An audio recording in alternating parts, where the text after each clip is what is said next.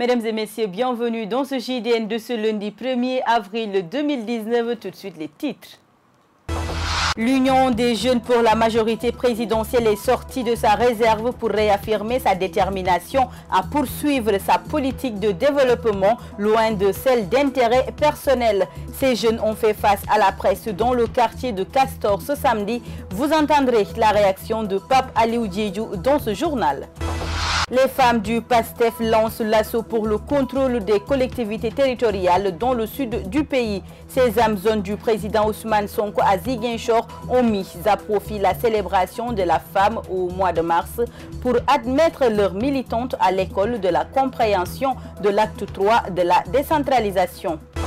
25 jeunes et femmes étaient à l'école de la bonne gouvernance des ressources naturelles et du foncier. C'est dans le cadre de la mise en œuvre du plan d'action 2019-2020 concocté par la dynamique de paix en Casamance et son partenaire AJWS. L'actualité internationale mettra fin à cette édition. C'était le sommaire.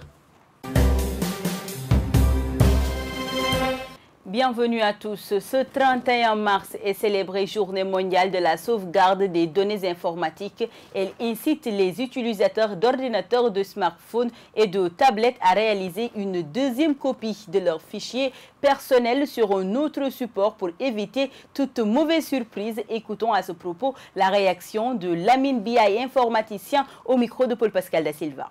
L'importance de sauvegarder les données informatiques réside sur le fait de pouvoir les récupérer en cas de perte. Par exemple, si vous avez stocké vos données, que ce soit sur votre téléphone portable ou bien sur votre ordinateur, il est important de faire une sauvegarde. Ça vous permet d'avoir une solution de secours. Comme ça, en cas de problème avec votre ordinateur ou bien votre support de stockage, vous aurez la possibilité de récupérer la version ultérieure qui a été stockée. Vous n'aurez pas de problème pour les récupérer dans la mesure où cela va dépendre de le système de sauvegarde que vous allez utiliser. Actuellement, nous avons plusieurs systèmes de sauvegarde. Nous avons par exemple les disques durs externes. Vous pouvez aussi utiliser les services de cloud, c'est-à-dire les services en nuage, qui sont très utilisés sur Internet. Ce sont des services de stockage qui vous permettent de sauvegarder vos données.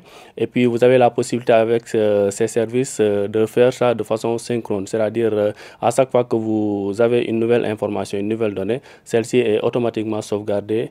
Et ça vous permet d'éviter les oublis. Et comme ça, en cas de perte, vous aurez la possibilité de restaurer facilement vos informations. L'armée et les populations de Ziguinchor ont ce samedi investi les rues de Ziguinchor à travers une randonnée pédestre matérialisant la relation de confiance mutuelle et le slogan qui fait du 4 avril une fête de l'armée, certes, mais aussi celle de toute la population. Un acte apprécié à sa juste valeur par le gouverneur de région, Diédhiou Diouf, que nous écoutons au micro de Boubacar Sambou.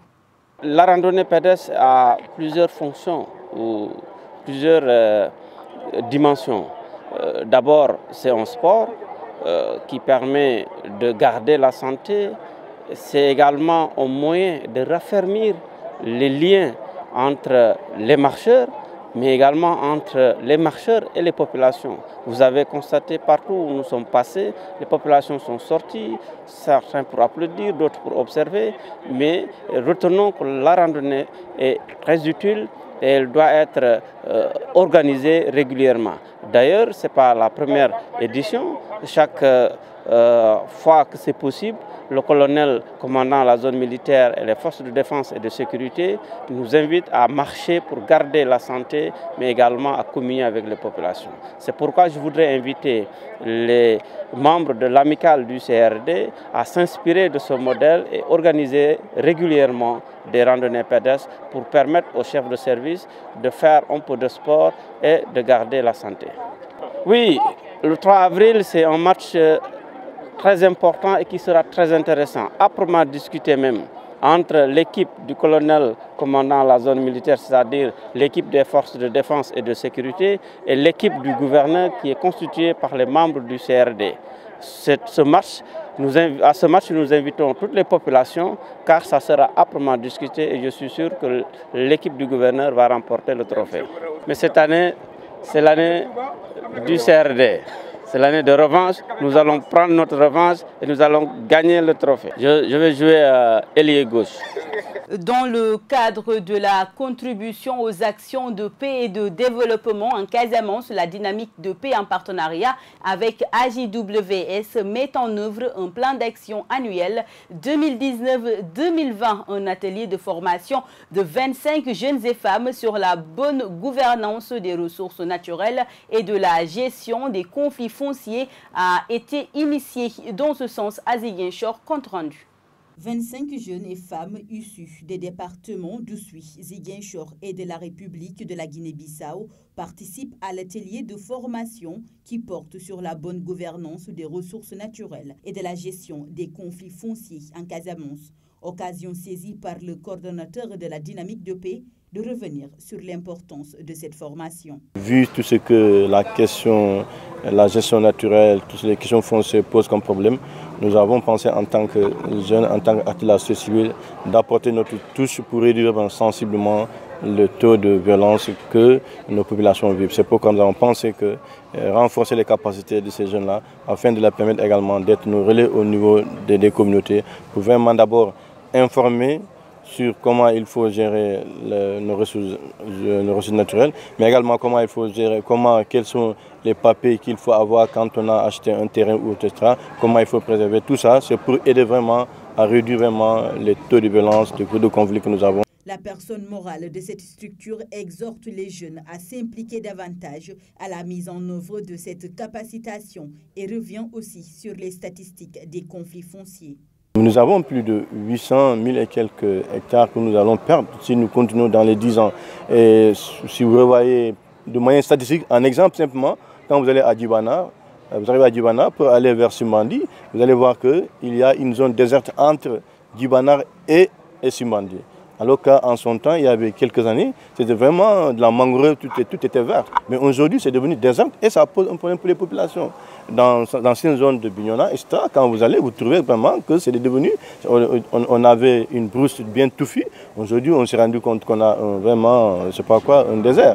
Et je pense que ça, il faut interpeller les populations d'abord elles-mêmes, à prendre conscience du danger, mais aussi interpeller l'État à prendre des mesures pour que les multinationales qui utilisent ces ressources, cette forêt-là, puissent comprendre que s'ils l'utilisent, ils doivent pouvoir régénérer en plantant, en mobilisant d'autres pour que vraiment ça continue. Rappelez que l'association Dynamique de paix en Casamance œuvre pour accompagner le processus de paix en Casamance et la stabilité dans la sous-région. En marge de la cérémonie d'ouverture de l'atelier en question, le coordonnateur de la Dynamique de paix est revenu sur le véhicule arraché dimanche dernier des mains de techniciens travaillant pour le compte du programme Pumon dans la commune d'Oulampan en Rindeki. Ils s'en désolent et invitent à plus de retenue pour ne pas porter un coup dur à l'accalmie déjà acquis dans le processus de paix. Nous l'écoutons. Nous avons appris ça comme tout le monde à travers les médias.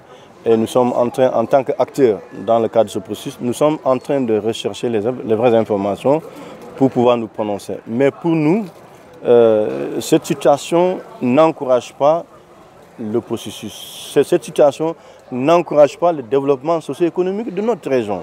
Et surtout quand nous avons fait le tour de certaines localités, nous avons vu que les populations ont besoin de routes.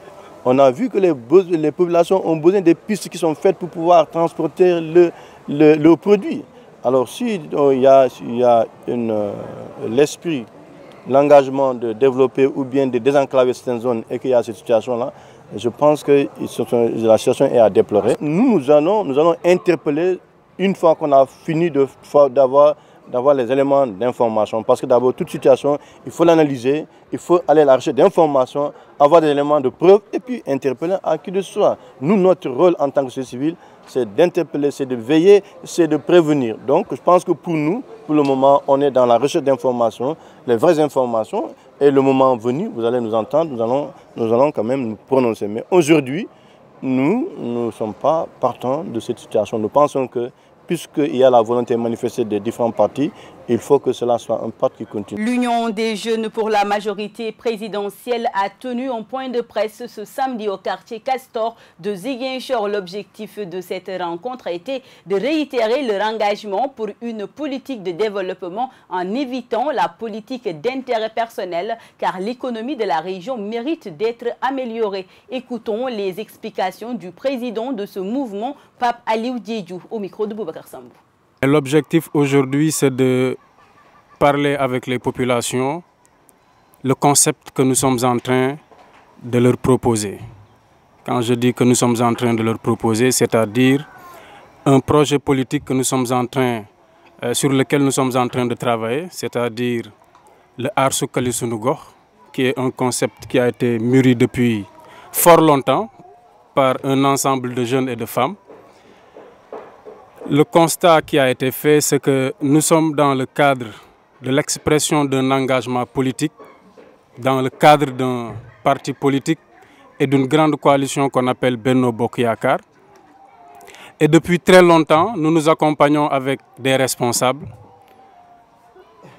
avec qui nous n'avons pas la même vision de la politique.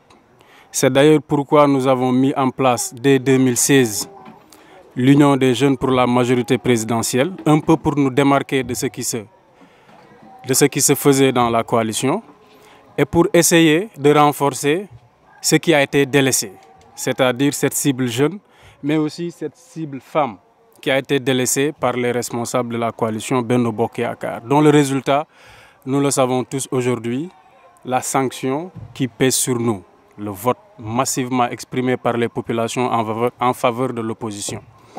Alors, nous, notre vision de la politique, c'est qu'il faut se départir de ces anciennes formules politiciennes. Je vous le disais au sommaire, la marche pour le contrôle des collectivités territoriales est déclenchée par les femmes de PASTEF à Ziguinchor. C'est par la compréhension des textes de loi régissant l'acte 3 de la décentralisation que les Amazones du président Ousmane Sonko ont déclenché leur velléité offensive. Ayo Marianne Betty Manga, deuxième vice-présidente du conseil départemental d'Oussouye, conférencière du jour, s'en explique au micro de Paul Pascal Da Silva. Si nous avons des leaders, il faut les former pour qu'ils aspirent et qu'ils sachent aussi à quoi ils sont appelés à faire demain. C'est pourquoi nous parlons de l'acte 3 de la décentralisation pour préparer ces femmes-là éventuellement à la prise de responsabilité dans les élections locales qui viennent. Alors en partie, parce qu'on est obligé, c'est quelque chose qui est déjà en cours. Donc l'acte 3, on subit cet acte 3 de la décentralisation. Alors, en ce moment-là, il faut alors former les gens en fonction du présentiel. Maintenant, s'il faudrait que nous rediscutions sur cet acte 3 de la décentralisation, il y a beaucoup d'insuffisances par rapport à cette loi-là qui n'a véritablement pas de décret d'application tel que je l'ai dit dans ma conférence. Je ne dirais pas que je ne suis pas pour, je ne dirais pas que je suis pour, parce qu'à l'intérieur, il y a quand même des dispositions qui sont bonnes. Mais il y a aussi des dispositions qu'il faudrait réviser. Juridiquement, il faut être très prudente dans ce qu'on pose comme hypothèse. Dire que tout l'acte 3 de la décentralisation n'est pas mauvais en soi, mais qu'il y a des dispositions qu'il faudrait revoir. Alors, le PASTEF sera candidat au local.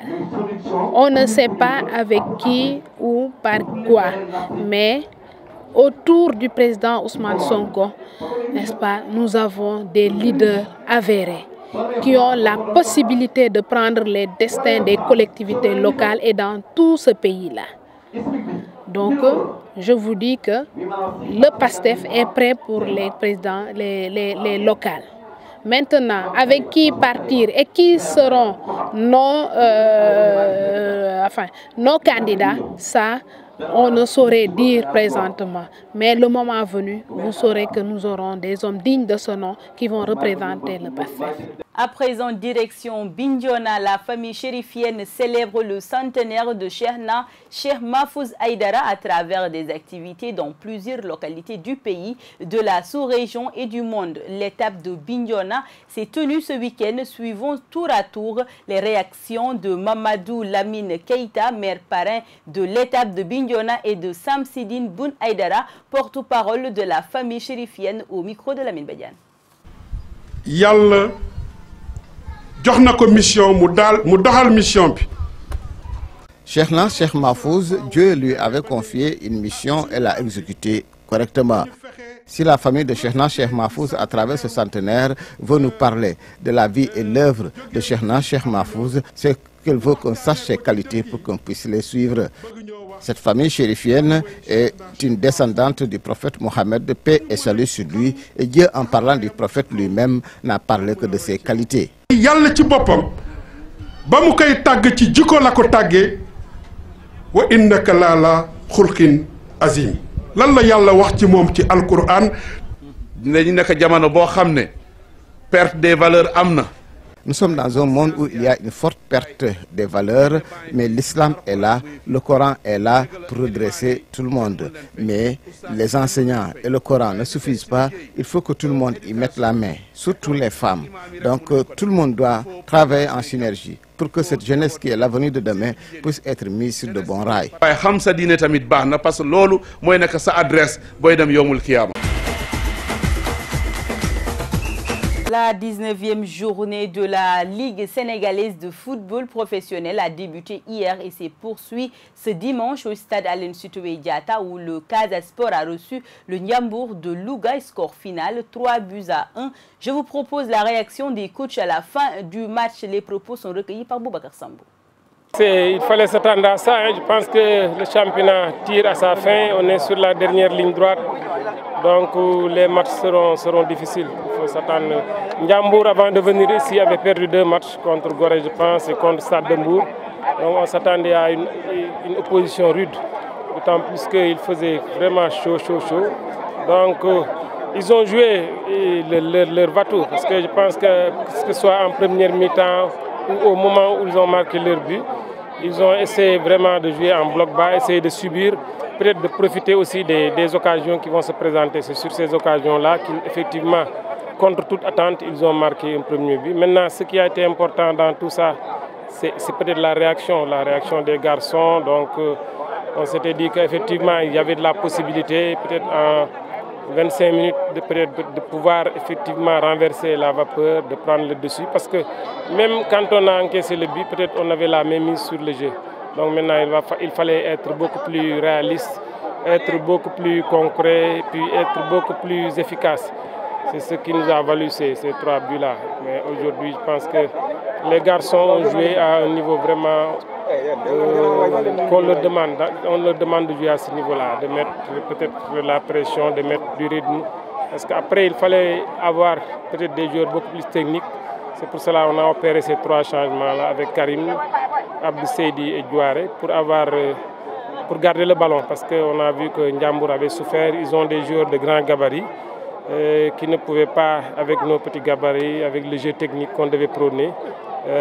C'était normal qu'on mette ces joueurs-là qui sont beaucoup plus techniques, beaucoup plus clairvoyants, donc, pour terminer la partie. Donc il faut leur tirer un grand chapeau, ces garçons, l'équipe. Maintenant, il reste encore beaucoup de chemin à faire. Il reste encore 7 journées. Et c'est autant faire ce peu de regarder vers le haut, parce que je pense qu'on a la possibilité. Parce qu'effectivement, à ce moment du championnat, toutes les équipes se tiennent de très près. Par exemple, les équipes n'ont pas envie de descendre en Ligue 2. D'autres aussi ont envie aussi de se maintenir, de jouer les premiers rôles. Nous, je pense qu'on fait partie de ce deuxième lot-là. On va jouer les matchs comme ils viennent, peut-être ne pas faire de calcul. On va les prendre comme ils vont venir, les matchs. Après, maintenant, lors des 3 dernières journées, vraiment, on va faire le calcul. Je pense qu'il y a des matchs où vraiment les espoirs qu'on avait mis sur les changements, parce que généralement c'est des changements offensifs pour apporter du sang neuf, apporter de la lucidité, apporter des occasions, apporter des buts. Mais généralement, pas généralement, mais de temps en temps, ça ne fonctionnait pas. Aujourd'hui, on a vu que sur le plan offensif, on a mis les changements qu'il fallait. Les garçons aussi ont répondu présent, sans s'affoler, parce qu'à un moment donné, peut-être on était mené au score. Donc il fallait essayer de garder le ballon, ne pas être pressé, puis trouver les failles. Donc c'est ce qui a été fait aujourd'hui. Et nous passons à l'actualité internationale. Nous allons parler du décès dans un crash d'une femme les plus riches de Russie. Et puis le président turc Erdogan a mal joué. L'AKP perd Ankara et Istanbul. Et enfin en Algérie, Abdelaziz Bouteflika remanie son gouvernement. En pleine contestation populaire, le président algérien Abdelaziz Bouteflika remanie presque entièrement son gouvernement. La nouvelle équipe annoncée dimanche soir est composée de 27 membres, dont seulement 6 de l'ancienne équipe, 5 femmes pour 25 hommes. Nourdine Bewi reste Premier ministre à la tête d'une équipe censée être rajeunie et enrichie de technocrates reconnus pour leurs compétences. Le général Ahmed Gaïd Salah reste vice-ministre de la Défense et donc en deuxième position dans l'ordre protocolaire. Le chef d'état-major de l'armée avait pourtant cette semaine fait la proposition de déclarer le président Abdelaziz Bouteflika inapte à exercer le pouvoir en vertu de la Constitution. Ce nouveau gouvernement était l'une des propositions faites par le pouvoir pour tenter de mettre fin à la crise. Il intervient alors que la contestation populaire ne faiblit pas.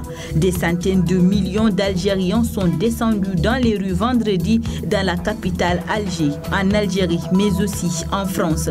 Ce dimanche, place de la République à Paris, plus de 2000 manifestants se sont rassemblés pour montrer à Abdelaziz Bouteflika la sortie.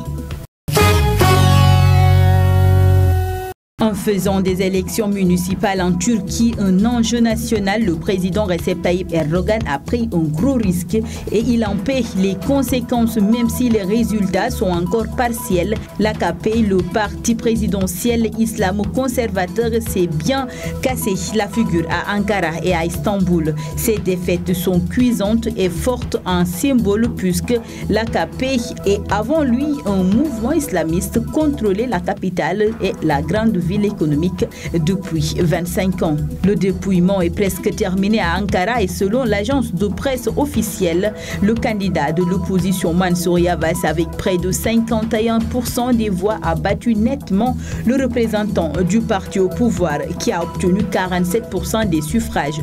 L'alliance entre l'AKP et le parti ultranationaliste MHP a également perdu d'autres grandes villes, notamment Antalya et Adana, situées dans le sud du pays, à Istanbul, où le suspense a persisté jusqu'en fin de matinée ce lundi. La bataille se jouait à quelques milliers de voix entre les deux principaux adversaires. Le Haut Comité électoral a fini par trancher officiellement. Le candidat d'une coalition d'opposition entre les sociodémocrates du CHP et la droite de l'II remporte avec 4 159 650 voix contre l'ex-premier ministre de l'AKP qui recueille 4 131 761 suffrages. L'opposition dispose donc de près de 28 000 voix d'avance.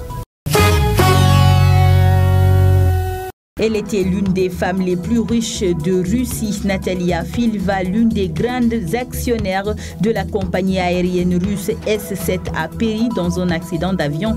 Le petit avion privé à bord duquel elle voyageait s'est écrasé dans un champ alors qu'elle approchait de l'aéroport près de la ville allemande de Francfort. 2 autres personnes se trouvaient dans l'appareil, le pilote et un autre passager. L'autorité allemande de l'aviation civile a ouvert une enquête pour tenter d'expliquer ce crash à seulement 10 km de sa destination. Natalia Filva, 55 ans, disposait selon le magazine Forbes d'une fortune estimée à 600 millions de dollars. Mesdames et messieurs, c'est la fin de cette édition. Merci de l'avoir suivi. Restez connectés sur les www.gms.sn et bon début de semaine à tous.